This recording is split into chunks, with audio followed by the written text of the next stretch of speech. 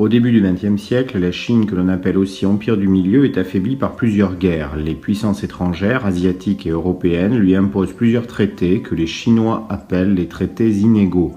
La Chine doit céder par exemple plusieurs territoires comme l'île de Taïwan au Japon ou encore Hong Kong au Royaume-Uni pour 99 ans.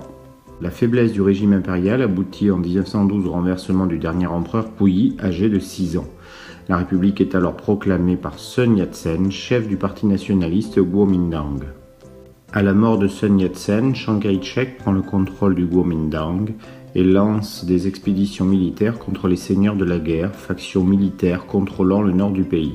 Ces luttes prennent fin en 1928. Dans le même temps, Mao Zedong crée en 1921 le Parti communiste chinois.